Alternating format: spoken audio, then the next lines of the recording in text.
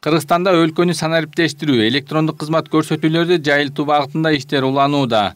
Маалыматтык технологиялар жана байланыш мамлекеттик комитетинин маалыматы боюнча өлкөдө калктуу конуштардын 96% мобилдик интернетке туташтырылган. Бирок алар 3G жана 4G түйүнү менен иштөөдө. Алдыда Кыргызстандын калктуу конушунун 90%ын жогорку ылдамдыктагы 4G интернет менен камсыз кылуу максаты коюлган.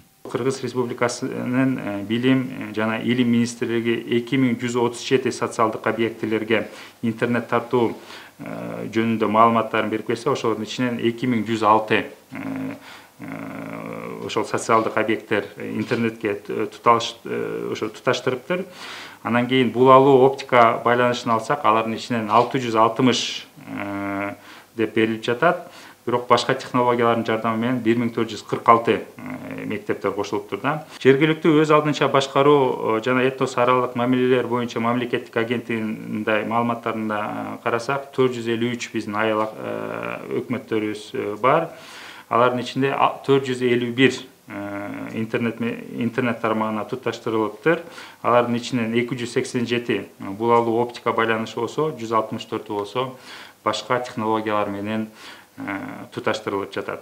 Санариптик трансформациялоо концепциясынын алкагында Коопсуз шаар долбоорунун биринчи этабы Бишкек шаарында жана Чүй облусунун эл аралык маанидеги жолдорунда ийгиликтүү ишке ашырылган. Коопсуз шаар долбоорунун аппараттык комплекстер орнотулган жерлеринде жол транспорт кырсыктары Бишкек шаарында 72%, ал эми Чүй облусунда 50%га азайган. Жалпысынан 110 аппараттык комплекс орнотулган. Коопсуз шаар долбоорунун экинчи этабынын алкагында Кыргыз Республикасынын бардык аймагынын 7 областы, республика маанидеги 2 шаарды, облустук жана райондук маанидеги 15 шаарды жана 73 калктуу конушту камтыйт. Бүгүнкү күндө Шензен Sunwin Intelligent ишканасы тарабынан уруксат документтердин айрымдары алынган жана акы төлөнгөн. Бул болсо топографиялык сүрөт, инженердик техникалык шарттар жана башка документтер. Алар Бишкек шаары боюнча 38 даана, Токмок боюнча 6 жана Ош шаары боюнча 35 даана. Ылдамдык чектери боюнча аппараттык программалык комплекстер орнотулган турган таянычтар Кыргыз Республикасынын транспорт жана жол министрлиги алдындагы жол чарба департаменти менен макулдашылган.